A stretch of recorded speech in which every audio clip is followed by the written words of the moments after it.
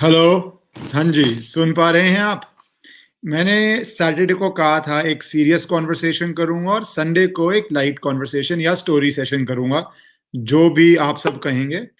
Abhijit is just joining and he is joined. Yes, let me add him to the stream. Abhijeet, hi. Hello.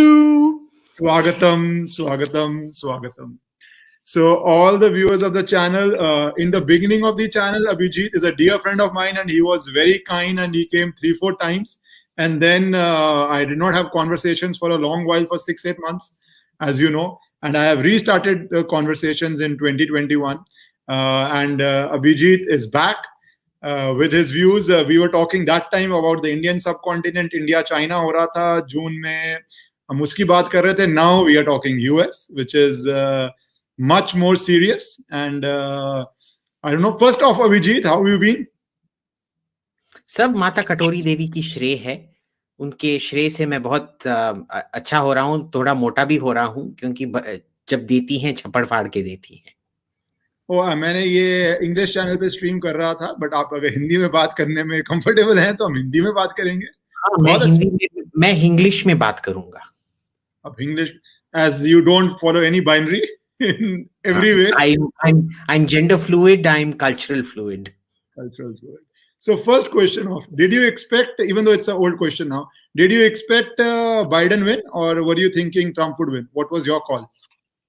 So I genuinely did not expect a Biden win, though all my friends in America were saying, dude, you don't realize how the Democrats are mobilizing out here. So I accept the Biden win. I accept that there is thoda moda fraud here and there, not fraud to the extent that it changed the complete course of the elections. Except in the battleground states, yes, it's open to interpretation because the victory margins are sliver thin, like 30,000-40,000 votes, which is nothing realistically. But Biden won. I mean, there's no doubt about it. Why, do this thing? Biden won, and I got it wrong. I got the Modi, to be fair, I also got Modi 2019 wrong. Remember, I expected the BJP to only get about 140, 150 seats. And they got 303. I didn't know that.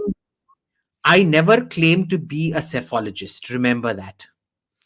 I'm quite happy putting out my opinions of who's going to win purely as a entertainment value and a thing of my belief, my gut feeling as well. But it's not, and it's based on conversations, which can sometimes get completely self-referential and wishful thinking as well. Yeah. But that's very admirable, because most people will not admit that they didn't expect Modi to. In fact, I didn't remember that you had said that. Now that you say, I remember, because I had tweeted also that I felt the PM is getting 300 plus, because the enthusiasm level when I was traveling was very, very high. But anyways, but it's nice that you are very upfront about it and admit that what you know, you really know, where you apply your mind, and rest is fun and games for you. So I will come to what you apply your mind to and what is your serious expertise in. I read an article, in fact, you tweeted that article, and I read it, and then I thought I'll do this conversation with you, which says that Biden had two members, one Sonal Shah and one Amit Jani, working on his president's campaign team. But and usually the people who work on the campaign team and are in decent position get absorbed in some role or the other. He did not include them in his team as of now, because they have so-called RSS or BJP links. That made me ask this question, and that's why I'm starting this debate. Do you think that is actually playing out there, or do you think that is potentially something that can play out there? It is very much playing out there. I know this from several sources, friends of mine as well, who are facing the heat just the way, for example, Tulsi Gabbard faces the heat for being Hindu. You can have a Hindu name and brown skin, which will win you brownie points. But unless you conform to the national dogma or the democratic dogma, in the sense that political Islam is great, political Hinduism is Nazism and, the bastard child of Hitler, you will not only will you not get a favorable hearing, It is your own people that will bring you down. Because remember, in this case, it was several Hindu American organizations that campaigned against these two people. Hmm. Okay. Hmm. 19 separate Indian American and Hindu American organizations that campaigned against these two. And Hmm. I know this firsthand because I know some of the people that did the campaigning. I Hmm. don't like them, but I know what they were up to, because our mutual friends were telling me what they were up to. And it is a very clear and real danger, which is why I have been saying for a very, very long time. This whole I understand H-1B visas are great for America, but what do they do for India except brain drain? And we need to keep a very, very close watch on these people and their families in India from these 19 different organizations, because they are the ones that are basically wreaking havoc with your foreign policy in America. There needs to be some kind of coercion, leverage, and collective punishment. Punishment, you say? Absolutely. If they are going to punish people for their political beliefs in America, then you have to punish people for their American political beliefs in India. Do you think that's realistic? It's not an that's no matter how one Care. wants to think. It's not an You equal relationship. don't have the economic heft, you don't have the military heft to do anything else. Your diplomacy in the last 6 years has been absolutely pathetic in terms of putting across an Indian point of view to the West. Ultimately, it turns out the COVID vaccine, Adar Poonawalla and India Biotech, Okay. have done more for your foreign policy than the government has done. Why do you So say that? uh, it's just the reality of it. It's the first time in 6 years that the New York Times has run a nice story about you. And imagine if Woke Central is running a nice story about you and it's only because of your COVID vaccine. I mean, it was like a bittersweet story. They weren't very happy that they had to do it, but karna hi pada. Mhm. Okay. But there's lots of reasons for it. You look at the Delhi riots.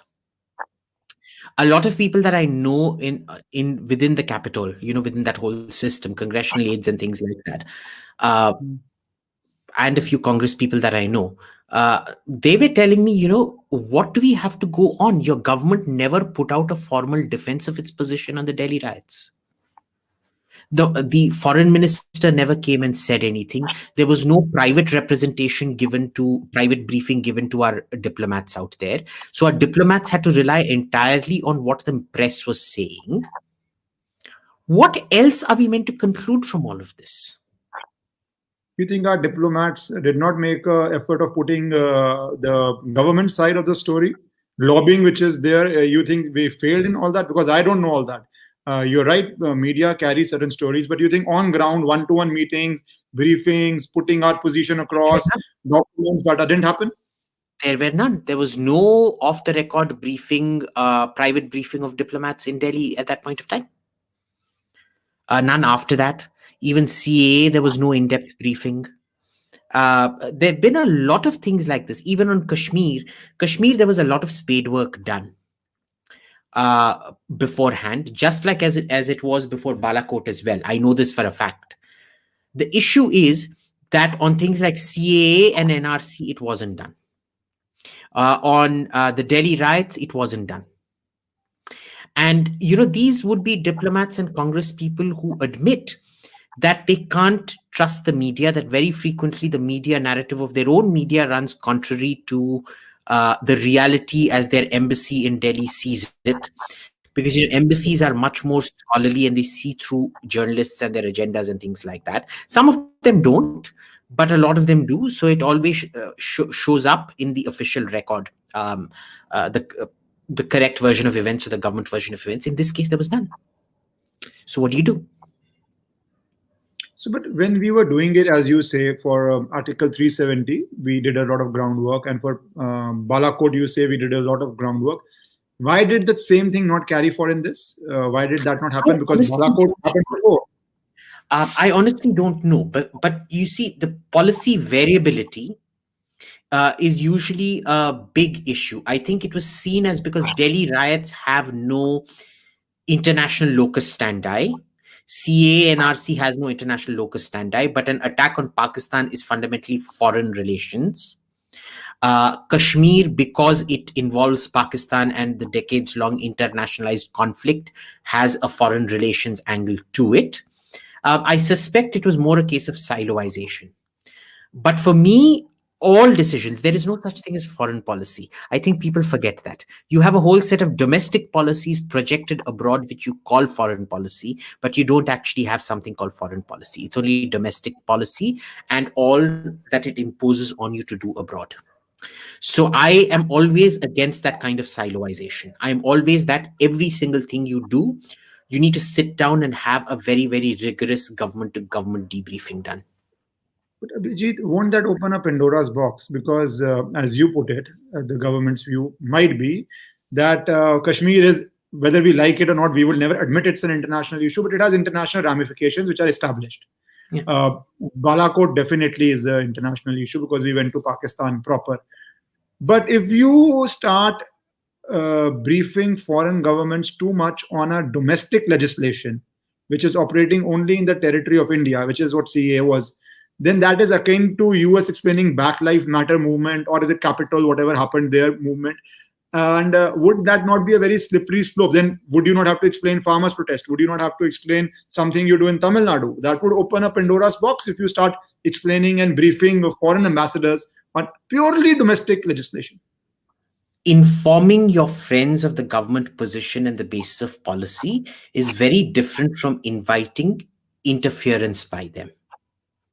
Here, when they're only getting one point of view, you push them to a wall where they have to take a political position against you. So even if you are not briefing them, your enemies in the press are briefing them.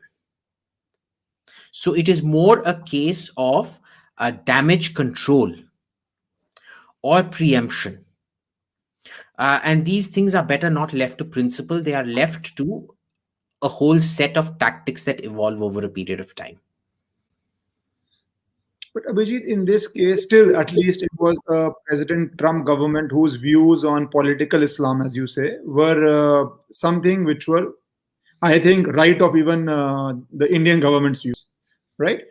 Now that the government has changed, how do you see rules of CAA being framed? Or you think that is just going to be, for those who do not know, when an act comes, it's a law, and then you have to make these rules in simple language to implement that law. So CA was just the law. We had to make all these rules to implement, execute. अब जो छोटा जो बाबू है वो कैसे काम करेगा, क्या rights हैं, वो सब वो नहीं हुआ है. So do you, and without that the law is only paper. So do you see that happening now, rules being framed, or you think that is something which in the current environment, change of government will not happen? The CA NRC process is dead, boss. What was the last time you heard about any rules or implementation? Even Assam, what we were hearing about the sequestration camps and things like that, the gentleman who had served, which was a complete disgrace, a gentleman who had served in the Indian army being thrown into one of these sequestration camps. Have you heard anything for the last year or so? Nothing, no? There's been no news item about it. It's dead. Apparently, from what the Bangladeshis are telling me, that the government has given them assurances it's dead. It's never going to be carried through.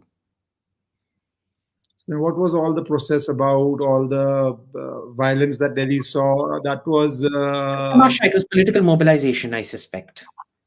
But that also didn't happen. Delhi voted on its... Like we can now, with the benefit of hindsight, agree that 370 was also in a sense tamasha.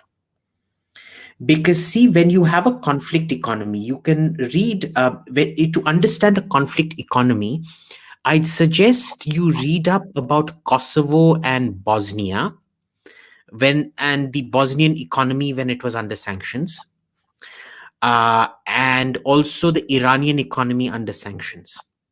What happens is when you have a conflict economy, all normal economic rules get suspended and every economic activity starts gaining an incentive from conflict. Okay, this has happened very significantly in Kashmir. Almost 65 to 70% of the population, their income and their livelihoods are dependent on the continuation of the conflict. Okay. Part of building peace is not just देखो एक legislation करोगे, it's a good start, but then there is all the follow up that you have to do. Deconflicting the economy was one of the main things we were looking at, and that has not happened. Let me give you an example. You still go there, and one of the things you see is medical education or architectural education in Bangladesh. Most of the Kashmiri newspapers will carry ads for that. The Bangladesh route is the biggest black market money laundering route that you have into Kashmir at the moment. Okay, not cracked down on at all. The cement mafia, and I was hoping, because I think Amit Shah ji raised this in Parliament on cement prices being higher. I thought they had understood that cement is one more of those very important areas where a lot of Let me illegality just exists. let me change the Wi-Fi 1 second. It's your voice is breaking, I think. One.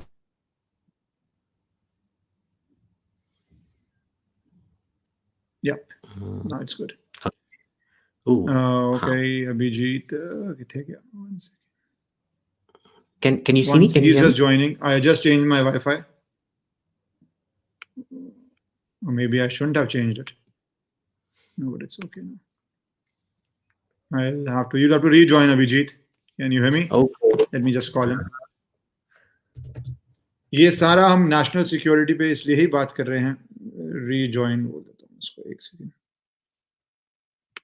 He will have to rejoin. 1 second. Oops. Oh.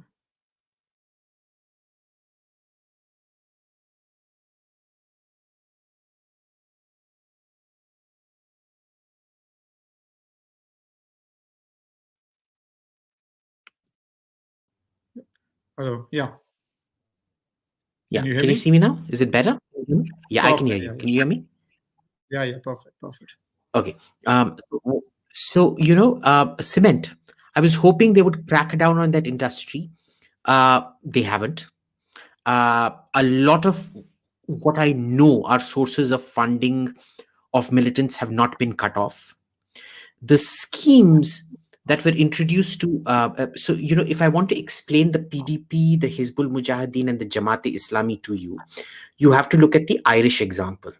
Sinn Féin was the political wing, the Irish Republican Army was the terror wing. In Kashmir, what it is it's three. It's Hizbul Mujahideen is the terror wing, the Jamaat-e Islami is the Buddhijeevi wing, and the PDP is the political wing. Because Mr. Mufti, he realized very early on that he wasn't going to win any elections with Sheikh Abdullah and Farooq Abdullah being around. So he sort of voluntarily became the voice of the Jamaat-e Islami and therefore the Hizbul Mujahideen. Okay. Now, this is the way that functions. You have done nothing whatsoever to curtail that. There was huge intakes of Jamaat-e Islami teachers into the education system, which spurred on the radicalization. You haven't sacked them. Okay. The entire system of state patronage out there hasn't been done away with. Most of the malls, in fact, in Srinagar are owned by former militant leaders. Why? Because Raw and IB used to pay them money to come over. And after they'd come over, they'd continue to play both sides for money. And if you acted too smart by half, Pakistan would kill you. India won't kill you, but the Pakistanis would kill you. Okay? So, for example, the Mirwai's father who was assassinated, he is buried alongside his assassin. Because the father was acting too smart by half, so Pakistan killed him off. So Pakistan understands so Indian state only gives carrots, the Pakistani state only gives sticks. And guess who wins? Because like a famous American general said, when you've got somebody by the balls, their hearts and minds will follow. We have not done the follow-up necessary at all. And that is particularly worrying for me. But Abhijit, on 370, in fact, last time also we had a bit of a discussion, but I will shift to US now because we had this. I think the government did take a historic step, and I am still willing to give them a lot of latitude because very few people expected this move. I, for one, did some tweets and YouTube video when that parliament was being, the rumors were floating at that time. It wasn't very clear.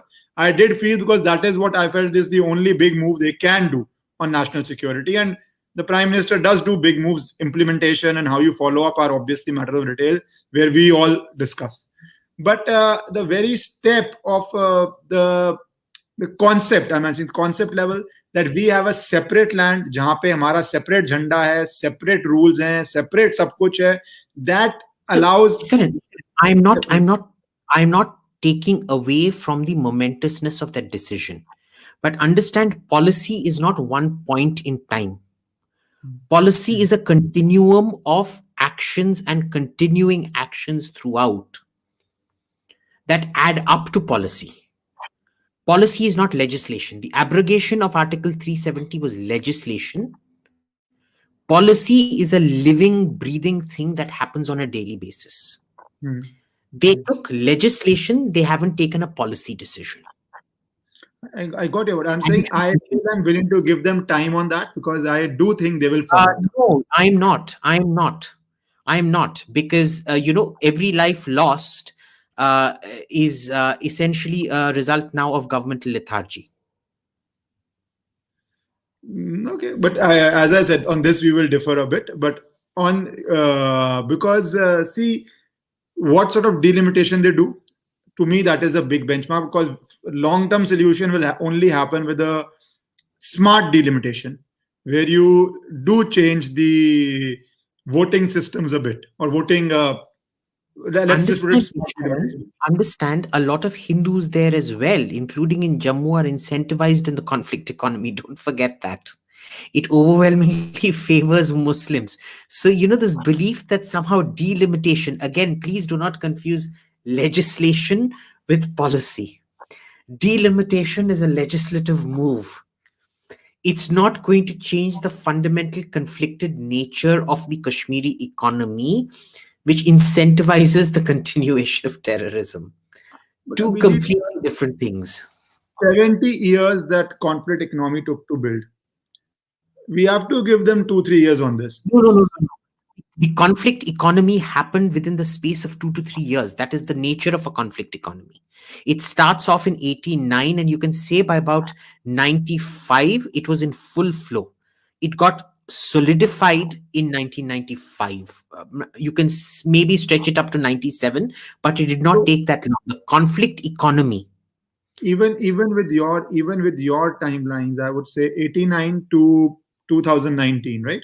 It still has been there for good 30 years. So that's, as in, it's a matter of perception. We won't come to a conclusion on this. We have to give government 2-3 years to untie or cut the guardian knot, and let's see. I'm at least optimistic. I'm not a very optimistic person on a lot of things, but at least on 370, I'm still optimistic that they will do it. 2 साल हो गए. ये मार्च 2019 को हुआ था. 2 साल हो गए. March 2019 to March 2020, March 2020 to March 2021. But then March 20 May, ठीक है, हाँ, May में हुआ था ना, May में हुआ था, हाँ. So May 2019 to May 2020, May 2020. May में हुआ था. ये तो सरकार आई थी. August में हुआ था. May, June, July, August. You're correct. So August to August 2020, August to August 2021, August 2022, we will have this chat again. Pen the date. Done. August 2022, we have a date, but I do believe 1 year was COVID. So, but anyways, I will still go with 2022, because I do believe that this will not be a half-baked move. That is my, whatever I have talked with people, that is my feedback. This won't be a half-baked move, because they would not leave it at a situation that it can be partially or wholly reversed. I don't think so. They would leave it at that, but let's see. Time will be out. Now on to Biden, which is what I wanted to. So how do you see this Biden coming in and RSS or BJP links appearing to become making you person non grata? And Kamala Harris, people know what her viewpoints are, unless she becomes a statesman and as a vice president becomes a very different beast, which usually doesn't happen. So how do you see it playing out? And if you remember, Obama, even when he had come in 15, I think, his views had given a lot of hope to the NDTV crowd. And today, I just want to share this of NDTV. People should know, Pranoy Roy, the head, father, philosopher, friend, guide of everything left in India, tweets this on Biden taking the stage. Ex-President Trump. Woo hoo. So I think they are feeling very happy in India. Do they have a reason to be happy?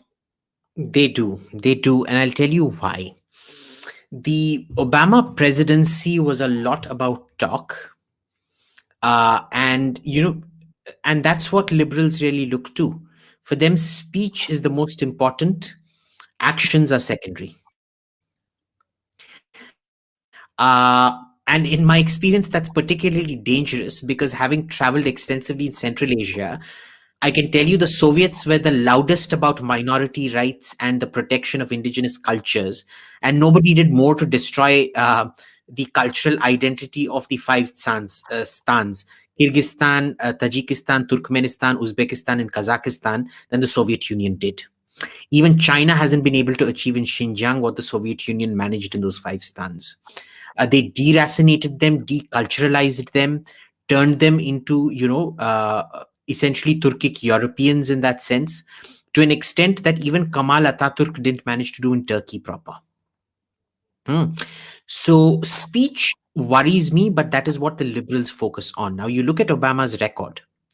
He started off this idea of a G2, which was essentially a global duopoly like the USA, USSR with China. And when the Chinese weren't interested, then he came up with the Asian pivot. So he was willing to sell India down the shaft, India, by the way. Then he comes up with the idea of the Asian pivot, which the idiots used to go, they used to sit and orgasm about it without realizing that the Asian pivot, American forces actually moved 1,000 kilometers away from China, not 1,000 kilometers closer to China.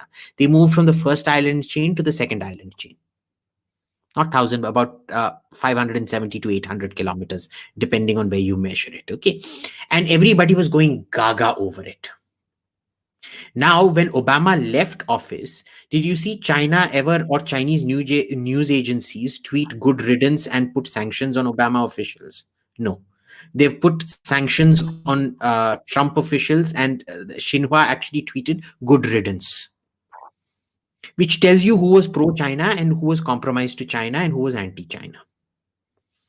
And this applies to a whole range of things because Obama was particularly insidious in the Indian context. Okay, they would keep raising crap like this, keep supporting. They created the whole ecosystem that has supported all your wokes in America. Now he says, he's officially come out and many times talked against wokes in mild language, but nobody did more to foster the woke movement than Obama did personally, which is a lot of the funding networks and ecosystems of the entire left wing that you see in India today. Okay, at the society level, at the NGO level, and so on and so forth.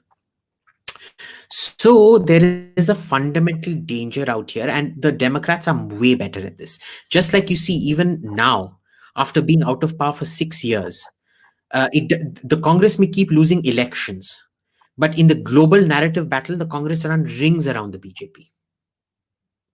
Okay, if you look at India's international image, it runs rings around the BJP any day, every day, because they're the type of people who can, swig a champagne or a cognac and have great fireside intellectual conversations with you, that can write great op-eds in the New York Times or Washington Post and change your mind about it. It's the same thing that you see in America as well. This is a fundamental issue out here. Biden is going to be, I am just hoping, because Biden is not ill-disposed towards India, but and there is also an argument to be made about the personalization of policy, that mature democracies do not personalize policy, and yet there is a lot of history to show that policy does get personalized. For example, Netanyahu pissed off both Bill Clinton and he pissed off Obama, and both Clinton came down on him, but not so hard. Obama came down on Netanyahu extremely hard. They stopped sharing intelligence with the Israelis. They started screwing the Israelis over in many different ways. They were ready to abandon both the Saudis and the Israelis to seek a nuclear accord, just to get Iran to commit to a commitment it had already made that it would not make nuclear weapons. They were willing to dump Israel and Saudi Arabia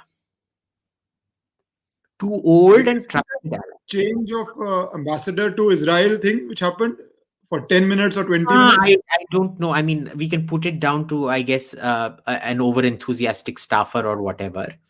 But it changed back. For But those that who do shows not you kind of. know, if you can just tell people, do you think it was a staffer thing, over enthusiastic staffer, not a I do think policy it was decision? a staffer. I do think it was a staffer, because what happened was it was said ambassador to Israel, and then it got changed to Israeli ambassador to the Palestinian, to Israel, the Palestinian territories, and the West Bank, or something like that. And then when the mistake was noticed and it became a huge brouhaha on Twitter, it changed back again. So it shows you the kind of people that infest the Biden administration, and that is not going to be good for you. Because, see, policies may be neutral, but people who implement those policies are not neutral. And I can tell you, with this government, what I'm seeing is there are a lot of people out to screw you over. No, but Abhijit, and this absolutely. See, Trump and Biden are two very different beasts. There is no comparison between them. In fact, 2015 or 14, nobody thought China and US had a potential issue, conflict, trade war brewing. Nobody. I don't think so. Anybody senior enough at a public platform had ever said China is the rival. Or at least it was not in some policy paper. Think tanks may have said it. But Trump, like a huge, he had that ability to jump like King Kong into issues and brought China to the forefront. Do you think that has seeped into the people's mind? He may have lost the election, but let's be very real. He got 74 million votes, and he is a cult-like person. Whether you like him, dislike him, his people will go with him, and they are almost 47, 48% of people. And if it was a split democracy like India, 3-4 candidates, he would have won, because his voters are not voting anybody else. Anybody else's voter may all come behind one person, or they may split. Right? But The issue is how they're going to do it. Because now both Congress and Senate are controlled by the Democrats. The presidency is controlled by the Democrats. So their attempt at legislative counters to pro-China policies is gone. You have a president now who's completely compromised through his son to the Chinese, possibly personally also compromised to the Chinese. We don't know what kind of compromat the Chinese have on him. And this is very serious, by the way. And the second part of this is China also has its fingers very deep inside the American pie across the broad political spectrum. See, George Soros, he's very interested in democracy promotion in India and the former Soviet Union. Why doesn't he ever do democracy promotion in China? Have you ever seen any George Soros democracy promotion in China? कुछ नहीं होता है ना उधर, क्यों? Billionaires disappear in China. Billionaires disappear in China. This is what happens. This is the reality of China. And China is so deep. Their ability to corrupt is so great. You now have a Chinese puppet as the president of America. You believe we'll go that far as saying he's a I won't Chinese say he's a puppet? puppet. Okay, maybe that was hyperbole, but his son is definitely compromised.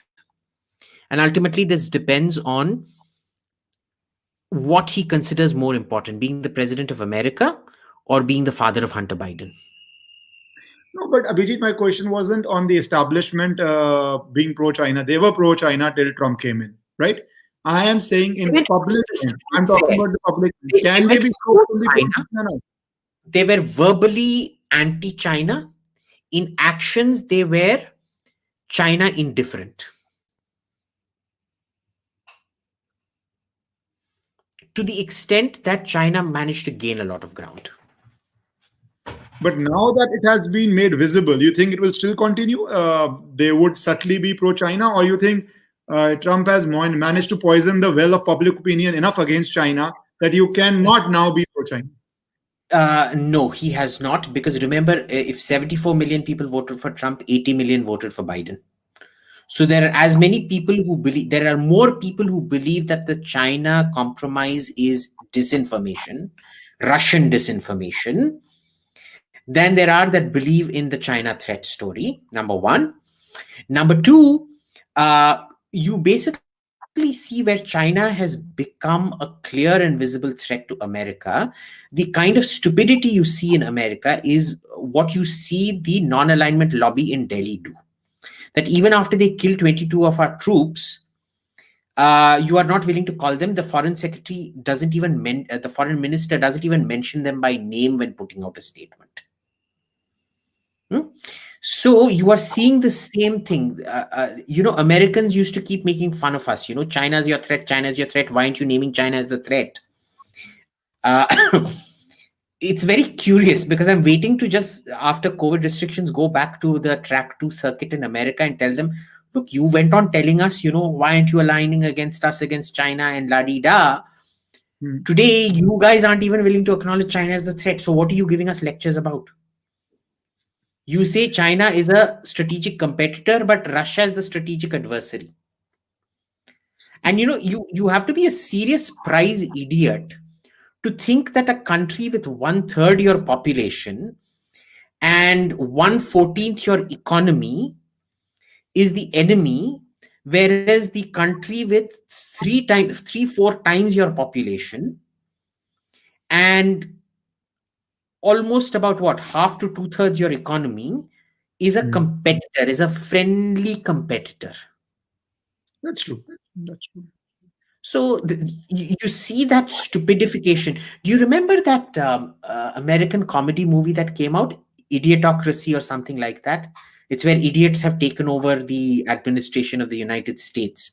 And because they all feel re-energized drinking energy drinks, instead of putting water into the fields, they start putting energy drink into the fields, and it starts killing the crops.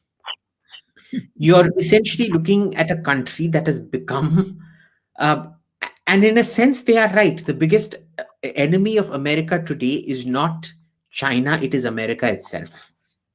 That's true. Russia, I do not think so. But anybody, as you said, when your economy is 1/14th, when your economy could not compete in Reagan era and you had to basically bankrupt yourself into competing, there is no way you can compete now. It's a no-brainer that they are a problem to you. But the thing I want to ask you is in Indian context. India makes a lot of this. In fact, Rahul Gandhi recently did that press conference in which he said the Prime Minister went there and said, "Ab ki baar Trump sarkar," and this is going to come back to hit him. Does US also believe, as per your sources, that the Prime Minister did do "Ab ki baar Trump ki sarkar"? And are they going to hit back because he did do that, if they believe that? They will. There are a lot of people that I know personally in the current administration who did take that particular statement very badly. At the same time, it is one of the few things that Modi and Jaishankar did that I find hard to criticize. You know why? Because it was the first time in a very long time that an Indian leader actually took a gamble. And gambles can either pay off big or you can lose big. But you can't. This is what Krishna says in the Bhagavad Gita, karmanyavadikadaste mafaleshu kadachana. He did what was right at that point of time because the Democrats had become vitriolically anti-Indian by that point of time. So it was a threat across the Democratic bow saying, behave or else. Of course, it kind of misfired because they went even more ape shit with Ilhan Omar running her little kangaroo court in Congress, where Aarti Tikku and Sunanda Vashisht testified and things like that. And that ugly buffalo, what's her name? Pramila Jayapal. She also had some things to say. And Jaishankar very rightly snubbed her and refused to meet with her. There is the category of mistakes where you could not foresee negative consequences or where the opportunity cost was worth it. And I think this was one of the things that they did right. And you can't blame politicians for doing things that backfired, not because there wasn't enough thought given to it, but because who could have predicted COVID was going to happen, Ishkaran? COVID really screwed that economy. That economy was booming till COVID hit. And the same people that were accusing Trump of not shutting down the economy, today they are in a huge hurry to open up the economy in spite of COVID. So there was a lot of things that couldn't have been at that time. That was the right decision to have made. It didn't pan It's out, a but very yes, I do unusual think there are decision lots of to people take, within the Biden administration that do have the knives out for us. but it is a very unusual move. Let me put it like that. For a prime minister to take sides in a domestic policy of not a weak nation, a nation which is probably the only superpower, or there are two superpowers, or whatever you put it, however you want to put it. Uh, and do you think it was you, as per you, it was a good move? It was a bold move to make, and move right move at that time. Hindsight is, perfect. But do you feel the consequences of that would be something which are going to be grave, or you think it is something which will slide by? It will be limited. It will not be grave. And I'll tell you why it's limited. You look at what's happening with CATSA sanctions on India's S-400 purchase, the anti-aircraft missile that we're buying from Russia. Basically, America realizes if it imposes CATSA sanctions on us because of the S-400 purchase, it is basically proving every JNU professor who has agitated against improvement of ties with America right. It is proving the non-alignment lobby right. It will remove it's basically throwing every analyst in India who had advocated for stronger ties with America under the truck. They will have abandoned not just their most important proponents out in India, they would have also abandoned their own foreign policy goals and things like that. So, see, there are still structural limits to what the Americans can do. Hard structural limits. You might see a more number of statements that are kind of semi hostile to India, but in terms of actions, they will be limited. You do not think it is going to go from the usual freedom of religion council or whatever they have, which keeps on making statements, and now I presume they will make statements very frequently. They keep making Nothing, statements. That's about nothing, कुत्ते nothing भौंकते रहेंगे. concrete. हाँ, कुत्ते Nothing, भौंकते रहेंगे. nothing concrete. मेरे That I say. मेरे को Anyway, मेरे को कुत्ते बहुत अच्छे लगते हैं, तो ऐसे बोलते हैं कि ये बंदर बनाना खा. यार मेरे को बंदर भी अच्छे लगते हैं, तो ठीक है. नॉटी बंदर बनाना खा के उसका छिलका रोड पे फेंकते रहेंगे ताकि आप उस पे फिसलो. So you think that is all it will be? It will not be concrete actions against India, sanctions, or Correct. these. And because the Democrats are dumb enough, they will fall for it and say, see, Biden is finally taking on human rights in India. He's finally taking on the rights of Kashmiris into India. And my real worry in all of this is that Indian Twitterati and people like that, they actually take these statements. There's nothing to get the New York Times and not New York Times, the Washington Post more hits than a Rana Ayub column. She's too much of a joke. I know people in Washington Post who tell me she's so much of a joke to be printed in the paper. She never gets printed in the paper. It's an online blog. Oh, she's not. Okay. She's never printed in the paper. She only has an online blog. Okay. And she gets, which is why nobody ever puts up a photo. Aaj ke Washington Post mein dekho Rana Ayub ka column. Have you ever seen anybody put up a photo ki uske isme column hai karke? Nahin. So, I didn't follow her, so I wouldn't know. But yeah, I take your point. They would have made it viral. Yeah, I take your these things like the Council on Religious Freedoms and things like that, they get the entire rank and file highly agitated. And unfortunately, they have also the tendency of agitating our foreign minister. Because when last time they passed that statement on the CAA NRC, the foreign minister then came out and said, I'm not giving you visas to come here. I'm going to cancel your visas.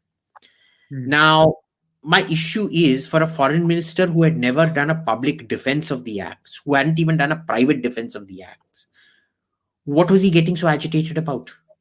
Because the CF, the Council on Foreign, I keep religious freedoms. I keep confusing between CFR, which is a think tank, and RF, which is a state body. He denied them visas. And the thing is, you never defended it in your in private or public. They go by press reports. And then when they throw a tantrum, you then go berserk. That is policy immaturity. तुम अपना काम मत करो और तुम अपनी काम चोरी की वजह से किसी और को ब्लेम करो. Okay, and but see, we are in a very sensitive situation. Vis-a-vis Pakistan, it's perpetually there, and with China, last 3-4 years, whatever be the, I'm not getting into the long debate on what the ground position is. Maybe some other day. There is enough tension and pressure in relationships with China, and hot tension and pressure with China now. Maybe Arunachal also. That whatever that village story which is floating around. So Arunachal, it is there in the other border. So do you think at this time a Trump government was at least mentally support, and this government will of Biden will keep hands off, not our issue, or you think it's the same policy they will have to follow? It was mentally and tangibly also a support. Generally, these days, Republican governments are. And if you want an example of that, you need to look at how Obama threw Japan under the truck over the Diaoyu Senkaku Islands. So Diaoyu, the Japanese is Diaoyu Senkaku, and the Chinese word for it is Diaoyu. It's islands that Japan controls, but China claims. And under Obama, what happened was China and Japan got into a really nasty situation about it. And Obama issued this statement saying, our mutual defense treaty with Japan only extends to if Japan gets attacked. Essentially indicating that if China took it over without attacking it or causing casualties, Japan couldn't expect defense of its territorial claims. Okay. He's done a lot of shit like this, by the way. Obama keeps getting lauded as this great foreign policy genius.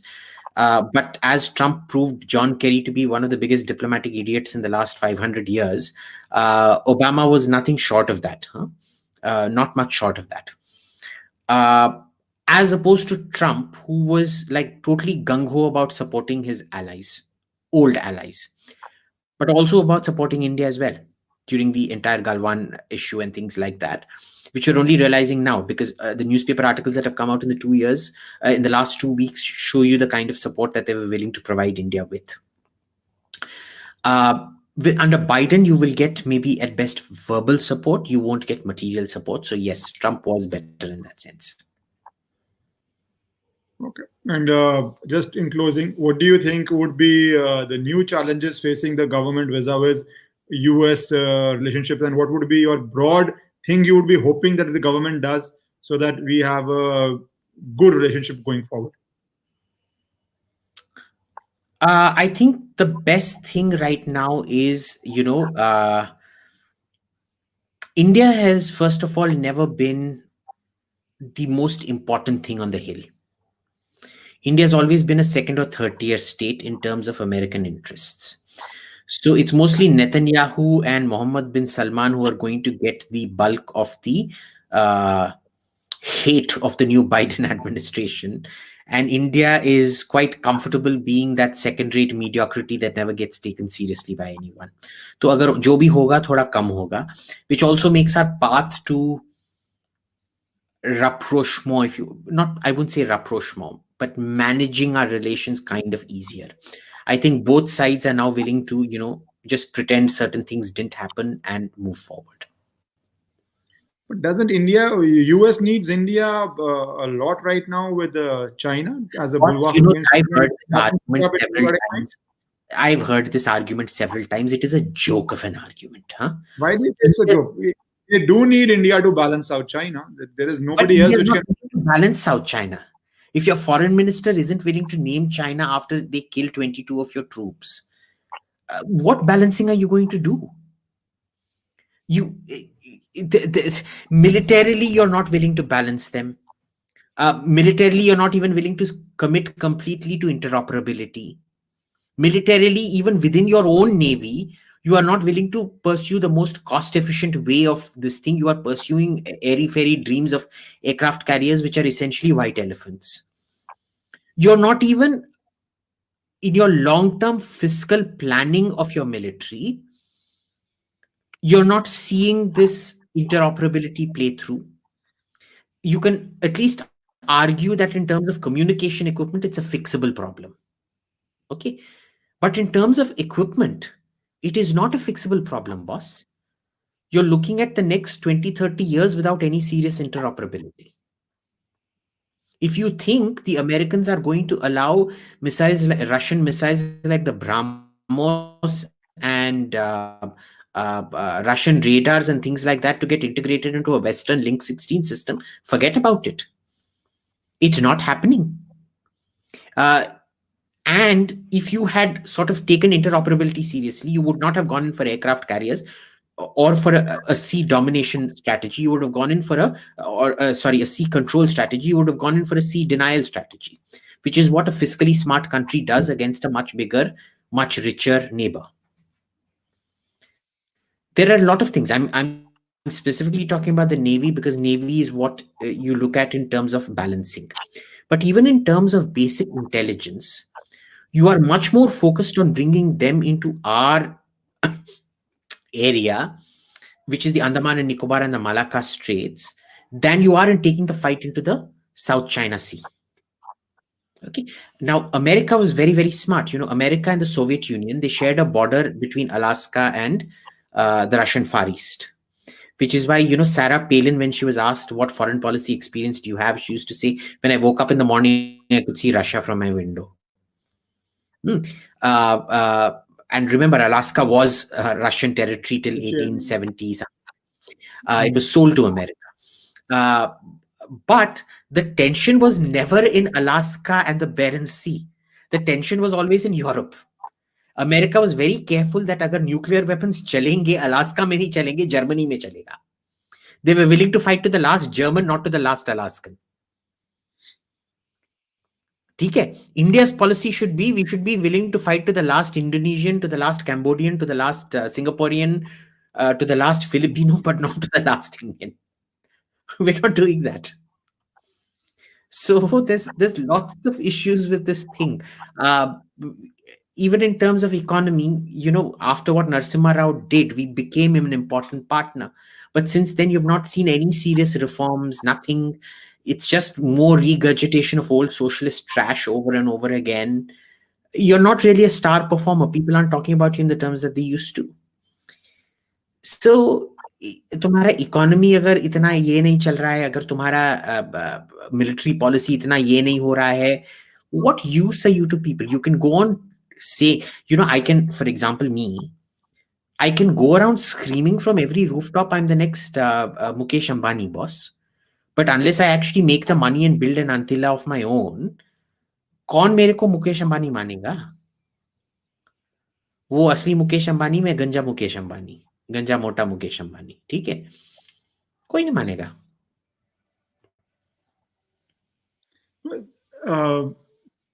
That is one perspective. But anyways, I will not get into the China debate with you because you always have a perspective which you would call realistic, and I personally say is overly pessimistic about India than it needs to be. I'll tell you why.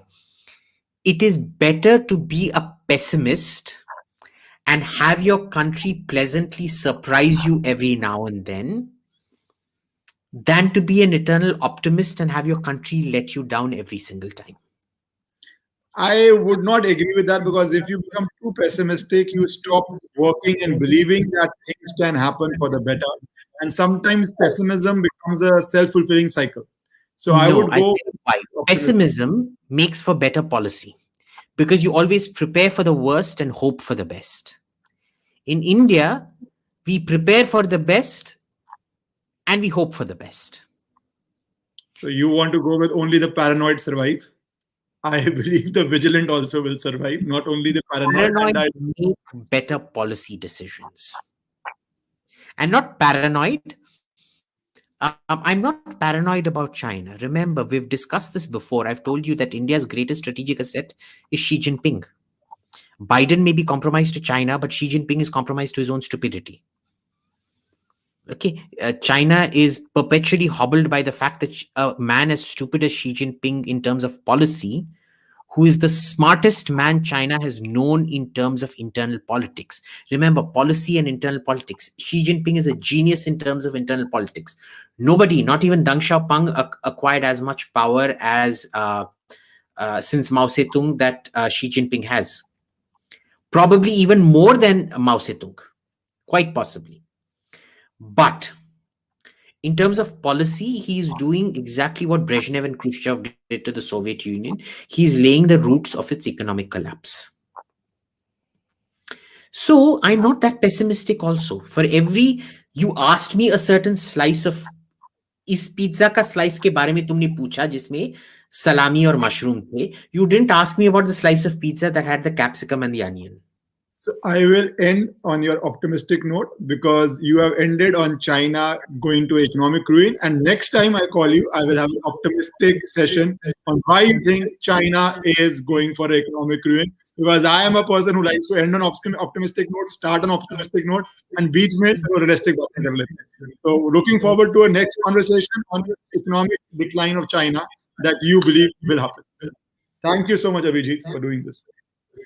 Mata Katori Devi ki Shre.